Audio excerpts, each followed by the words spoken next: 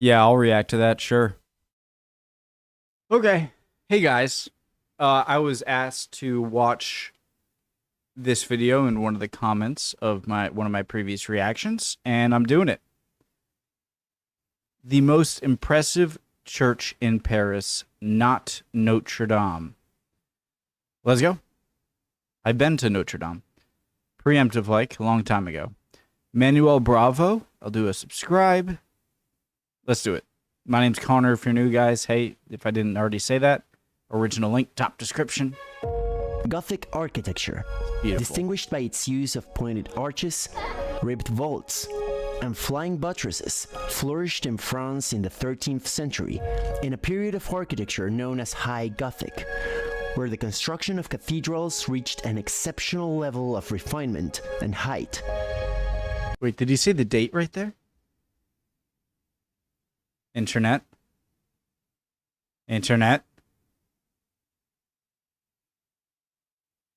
What is going on with my Gothic internet architecture, distinguished by its use in France in the 13th century, Jesus Christ. vaults, and flying buttresses, flourished in France in the 13th century, in a period of architecture known as High Gothic, where the construction of cathedrals reached an exceptional level of refinement and height. How did they build this? You can get rid of all of the intricate, awesome sculpting and designs, which there are an insane amount, and it would still be so cool just to be a ghost. All right. If I could choose anything to happen if I died, like, I wish I could just go become a ghost and explore. This is so weird. I'm sorry. And just go back and explore any time period and just view and just see how stuff happens and stuff was built.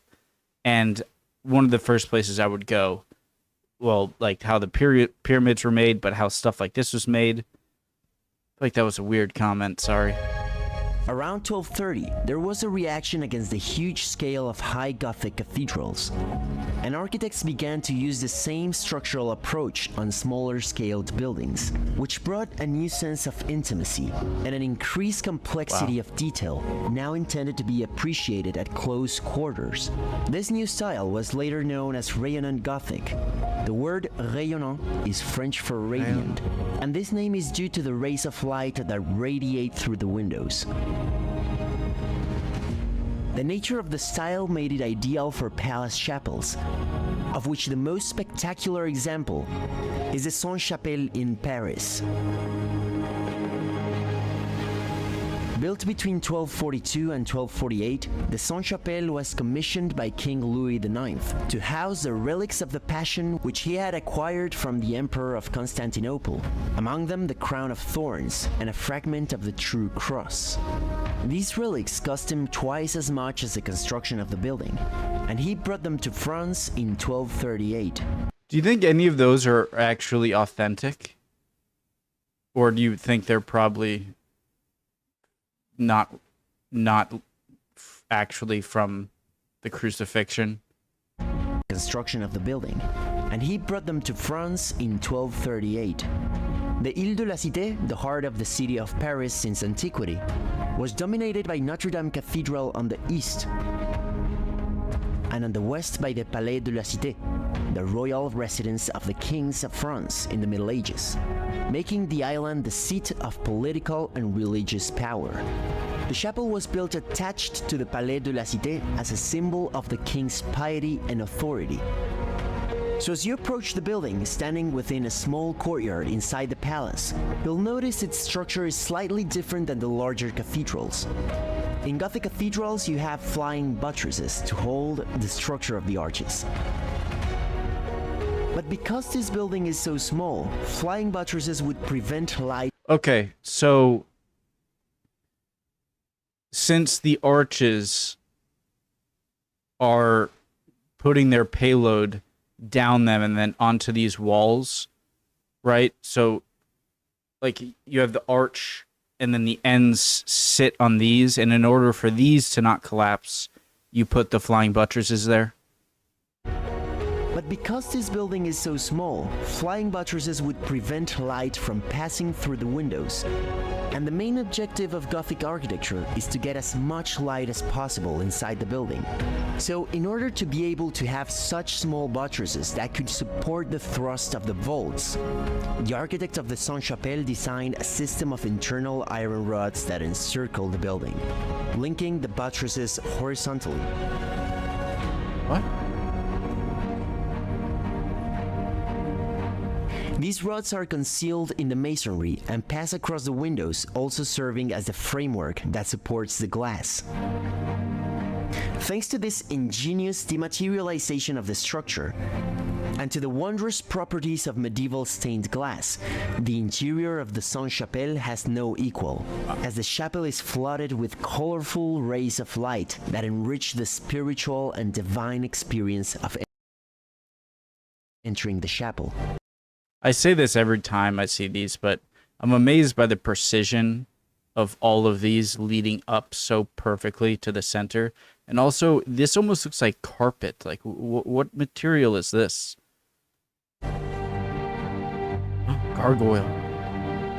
The arrangement of the pinnacles and other elements such as the balustrade, the gargoyles, and the exterior tracery mimic the shape of a reliquary reflecting the building's purpose. But they also mimic the shape of a medieval crown with its jewels and ornaments. This resemblance to a crown could be interpreted as a symbolic homage to the relic it was built to enshrine. It looks sort of like a Byzantine style.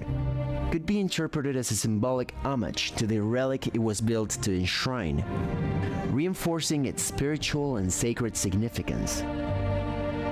Making the total height of the building over 75 meters, the spire is built of cedar wood and covered with lead for weather resistance. Statues of saints, gargoyles, and ornate carvings highlight the craftsmanship and the attention to detail.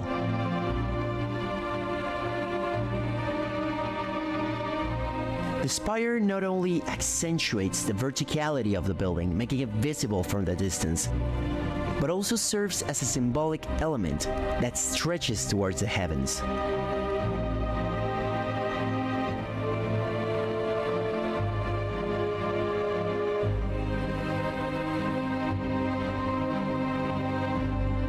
The Sainte-Chapelle has two levels. In the ground floor there is a room with a low ceiling that was a chapel for the servants of the royal palace, while the spacious upper chapel was used by the royal family and the court. The ground chapel is accessed from the courtyard, and the upper chapel is accessed from the palace. From the main facade, you can appreciate the double height of the upper chapel. The rose window of the Sainte-Chapelle was built in the 15th century, using a later style of Gothic architecture known as flamboyant, which is French for flaming, and it was called that because you can see how the stone tracery has curves forming flame-like shapes. Other elements from the exterior are also from forming, and it was called that because you can see how the stone tracery has curves forming flame-like Okay, so like these right here, I can see that. shapes. Other elements from the exterior are also from the 15th century, such as the two small spire on top of the two towers on each side of the main facade, both decorated with fleurs de lis beneath sculpted crowns of thorns. As you enter the ground chapel, you'll notice the polychromy on the interior. Usually Gothic architecture is not colored, but the walls, columns, and traceries of the Sainte-Chapelle are completely painted with bright colors such as gold, red, and green.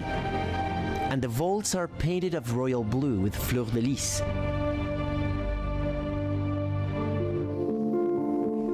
The columns inside alternate between red and blue, and each represent the two royal families from which the king, Louis IX, descended.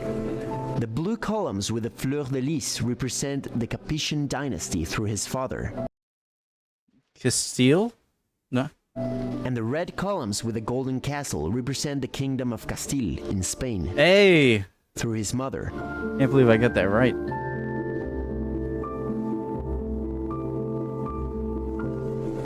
end of the chapel. In the center, you'll see a statue of Louis IX, known also as King Saint Louis. This chapel is very compact as it has columns in the middle of the space, and the ceilings are low, giving a cave-like effect thanks to how close you can see the vaults. As I said, originally you would have entered each chapel through the central portal on each floor, but the way you access the upper chapel now as you visit the Sainte-Chapelle is through the spiral staircases on the sides after visiting the ground floor chapel. So after being compacted in the lower Spiral chapel, staircase. and then compacted even more as you climb up the narrow stairs, you finally Eyes get are to dry. the upper chapel that gives you an amazing expansion of light and space.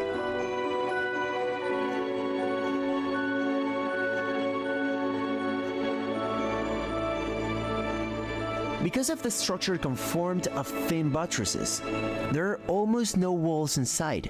The whole space is contained by 670 square meters of stained glass.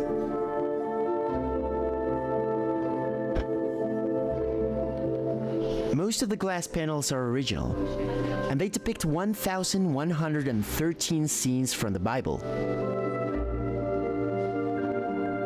The three central windows of the apse represent scenes of the life of Jesus, taken from the New Testament.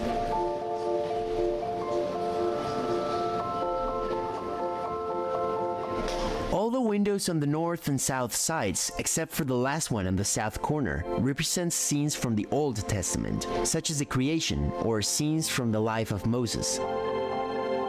The window on the corner depicts the history of the relics that were held in the chapel, presenting King Louis IX as the legitimate successor of the kings of Israel. And finally, the rose window, being oriented towards the west, depicts the book of Revelation, symbolizing the end of times. Might be the most beautiful building I've ever seen. Especially the interior.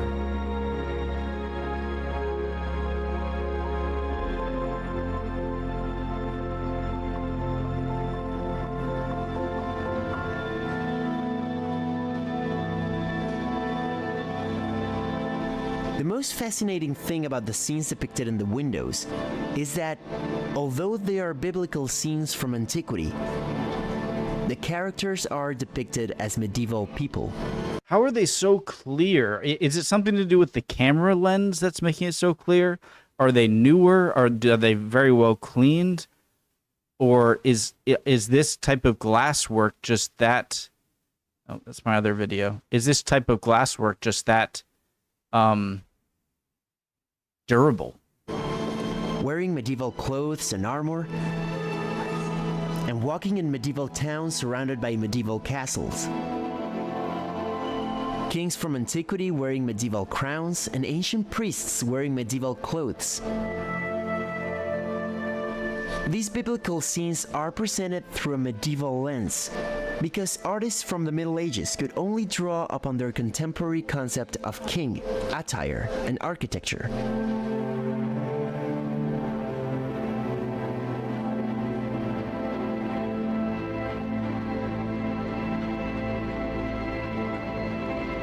The plan of the chapel has 33 meters in length and 10.5 meters in width, and the vaults reach a height of 20.5 meters.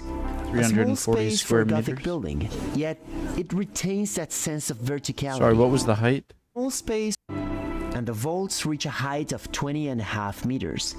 A small space for a Gothic building, yet it retains that sense of verticality, characteristic of Gothic architecture. And I think the small space with it being pretty darn tall, I know not as tall as some other Gothic buildings, but with all of the amazing panes and the light coming in, I'm not sure if you could make it look this ethereal and divine if it was any different. I'm no architect. The bottom of the walls have a place for the court members to sit, and in the third traverse of the chapel, there's a niche carved in each side of the walls, each decorated with archivolts and sculpture angels and richly painted. These spaces were for the king and queen to sit during ceremonies.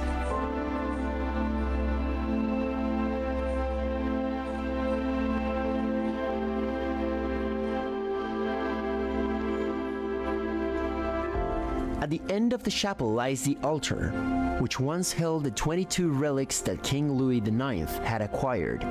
The Gothic altar is adorned with gilded elements and intricate carvings, and it serves as a focal point of the chapel's interior, drawing the eye upwards towards the stained glass windows and the vaulted ceiling. You can see that the vaults from the upper chapel are also painted blue, but instead of having painted fleur-de-lis like the lower chapel, they have golden stars. This distinction in decoration visually represents the medieval belief in the divine right of kings, where the monarchy is seen as ruling under divine authority. The fleur-de-lis in the lower chapel symbolize the monarchy's protection over its subjects, while the starry ceiling in the upper chapel symbolizes the heavens, emphasizing the royal family's proximity to God.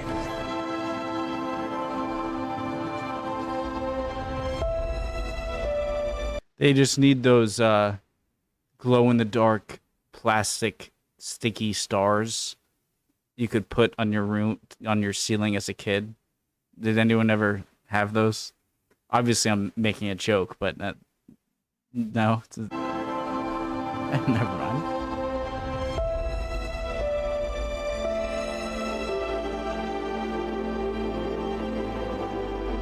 Just outside the chapel in the top level, you can see the main portal through which the royal family and its court would access the chapel back in the Middle Ages. You can see the figure of Christ in the center of the tympanum. Next to him are two angels with the two main relics that the chapel held: Cross and thorns. the crown of thorns and the cross. And on the sides are Virgin Mary and John the Baptist.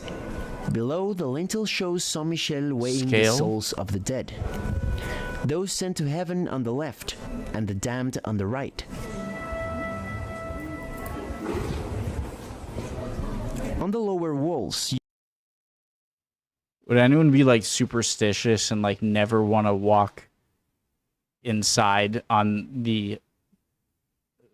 this side because that's the bad side?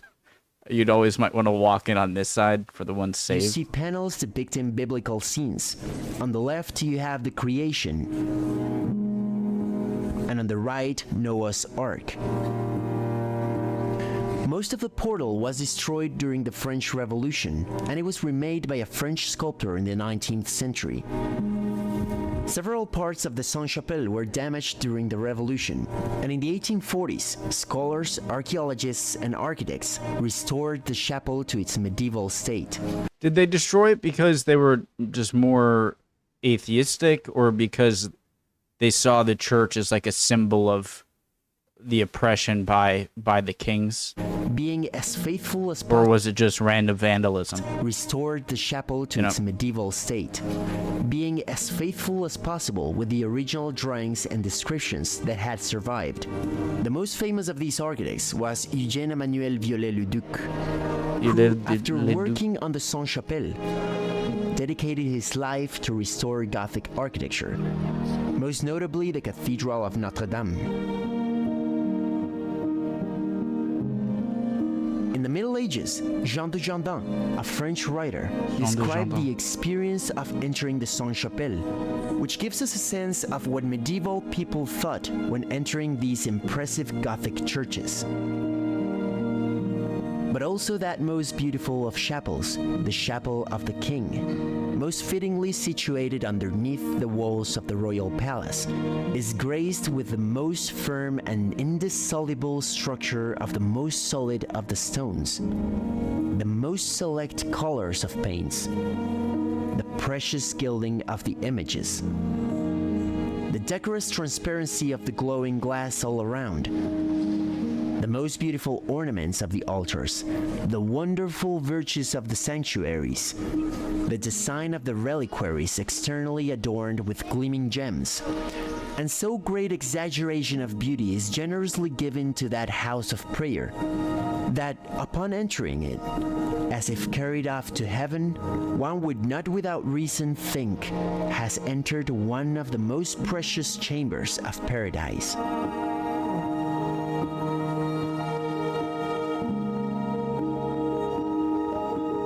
two comments I want to make, or kind of questions.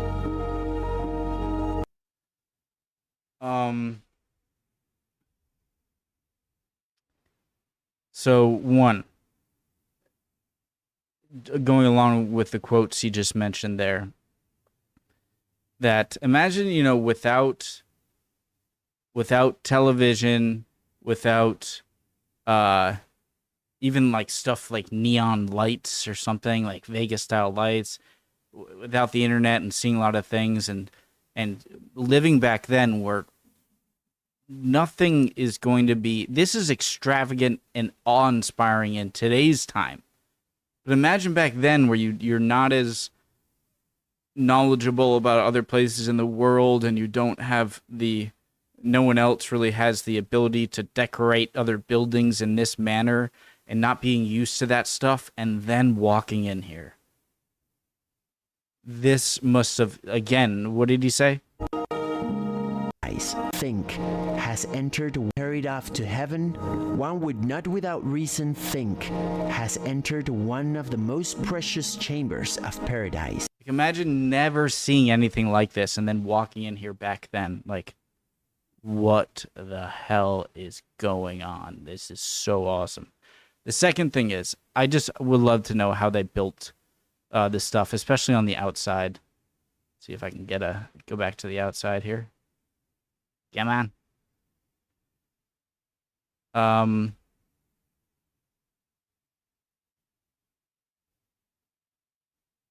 don't need to find like a perfect thing here. Come on. I believe in you. Like this. There was a really good one in the beginning. Right here. Perfect. I want to know how many people were involved in making it. How long did it take to make? So would they have like a bunch of people whose job it is to carve these things? Were they carved on the ground, or were they carved in place here, probably on the ground? Just like, okay, you team, this team, Team A, your job, amazing craftsmen, make this part. Team B, these guys. Team C, here. B, D, E, F. And then just the system that they must have had of just to be able to make all these things without modern machinery and cranes, stuff like that, would have been so awesome to see. Love y'all. I very much appreciate you, whoever recommended me this video. And love you guys. Would appreciate any comments down below. Answering any questions I had. You guys are always awesome with that. And hopefully I'll see you guys next time. We'll keep on watching stuff like this. Other stuff, we'll keep on learning. Bye, guys.